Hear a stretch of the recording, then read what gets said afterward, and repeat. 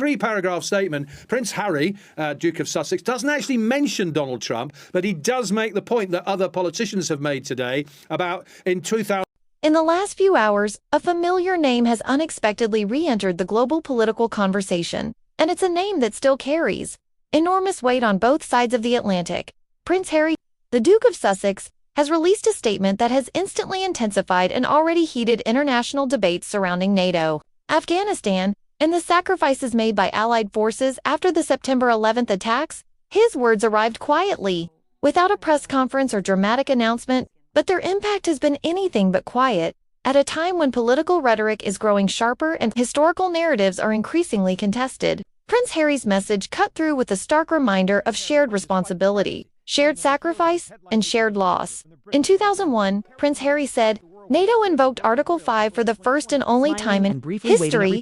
That single sentence carries enormous historical significance. Article 5 is the backbone of the NATO alliance, a promise that an attack on one member nation is considered an attack on all. It was triggered only once, in the wake of the 9/11 terrorist attacks on the United States, when nearly 3,000 people were killed in New York, Washington, and Pennsylvania. What followed reshaped global politics for 2 decades. It meant that every allied nation was obliged to stand with the United States in Afghanistan. Prince Harry continued, and allies answered that call. Those words were not spoken by a distant royal figure commenting from the sidelines. They came from a man who served on the ground, in uniform, under fire. I served there, Harry said. I made lifelong friends there, and I lost friends there. Prince Harry's service in Afghanistan is well documented. He completed 2 tours as a British Army officer, first as a forward air controller and later as an Apache helicopter pilot. Unlike many public figures who speak about war in abstract terms, Harry speaks from experience that continues to shape his public identity. Long after stepping back from royal duties, the timing of his statement is critical. It comes amid fierce backlash in the United Kingdom following remarks by former U.S. President Donald Trump, who recently gave an interview that many British politicians interpreted as dismissive of NATO's role and the sacrifices made by Allied forces during the Afghanistan conflict. Those remarks triggered an unusually unified response across the UK political spectrum. Prime Minister Sir Keir Starmer delivered his strongest criticism of Trump to date, describing the comments as insulting and appalling. In a speech that some commentators described as strikingly emotional, Starmer made it clear that Britain would not tolerate what he sees as historical distortion. The men and women who served in Afghanistan did so in defense of shared values. The Prime Minister said, they deserve respect, not selective memory. But while politicians debated language and diplomacy, Prince Harry focused on something else entirely: people. The United Kingdom alone had 457 service personnel killed. He stated, that number is not new. It has been cited in parliamentary debates, military reports, and remembrance ceremonies for years. But hearing it repeated by a former royal and combat veteran gave it renewed emotional force. Thousands of lives were changed forever, Harry continued. Mothers and fathers buried, sons and daughters, children left without a parent, families left carrying the cost. Those lines resonated deeply across Britain. Throughout the day, veterans organizations, military families, and former service members shared their reactions. Many said they felt Prince Harry had articulated something politicians often failed to express clearly. That war leaves a legacy long after headlines fade.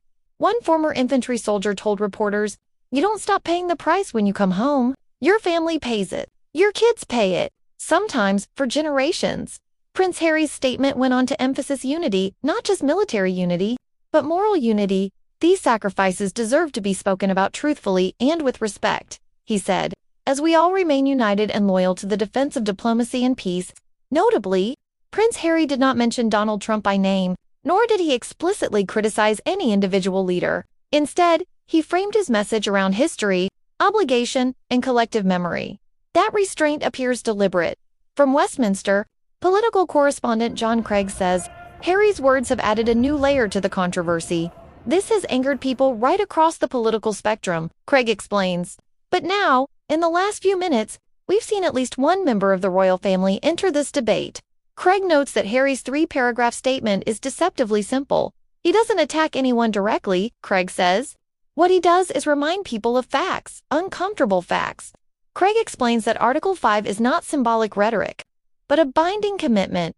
When Article 5 was triggered after 9/11, he says it meant NATO allies didn't have a choice.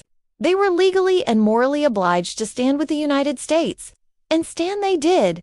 British forces deployed alongside American troops in one of the longest and most complex conflicts in modern history. Over 20 years, more than 150,000 British service members rotated through Afghanistan. Many returned home with life-changing injuries, physical and psychological, throughout the day. Stories resurfaced of soldiers injured by roadside bombs, landmines, and improvised explosive devices. Veterans spoke of losing limbs, eyesight, and comrades. Families spoke of empty chairs at dinner tables that will never again be filled. Prince Harry's words brought those stories back into focus. He spoke of children left without a parent, a phrase that has become tragically familiar to many British military families. He spoke of families carrying the cost, a reminder that the consequences of war do not end when troops withdraw. In the United States, Harry's statement has also drawn attention. Several American commentators noted the irony that a British prince was publicly defending NATO's support for America at a moment when parts of US politics appear increasingly skeptical of international alliances. One U.S. analyst wrote, "This is a reminder that when America was attacked, it was not alone." Royal experts say Harry's position gives him unusual freedom. As a non-working royal living outside the UK, he is not bound by the same political neutrality conventions as senior members of the royal family. Yet his royal status still ensures global visibility. Buckingham Palace has so far declined to comment, and there is no indication that King Charles or Prince William will address the issue publicly. That silence has only amplified Harry's intervention. For some critics, the statement raises questions about whether Prince Harry should involve himself in political debates at all. For supporters, it reinforces his long-standing commitment to veterans and military families. What is clear is that his message has struck a nerve. In an era when political discourse is increasingly polarized, Prince Harry's statement avoided slogans and accusations. Instead, it focused on memory, responsibility, and respect as debates continue over NATO's future, America's role in global security, and how history should be remembered. Harry's words serve as a reminder of what is often lost in political arguments: human cost. Wars are not fought by talking points. They are fought by people who form friendships under fire, people who never come home, people whose families carry the weight of sacrifice long after the cameras leave. As one veteran put it today, "We didn't go to Afghanistan for politicians. We went because we were asked, because our allies needed us." Prince Harry's statement may not end the controversy. It may not change political positions, but it has reframed the conversation. At its core, his message is simple: history should not be rewritten, sacrifice should not be minimized, and those who served deserve to be remembered truthfully, respectfully, and without condition. For Celeb Radar, this moment marks more than just another royal headline. It is a rare intersection of royalty, war, politics, and personal testimony, and a reminder that behind every global decision lies a deeply human story.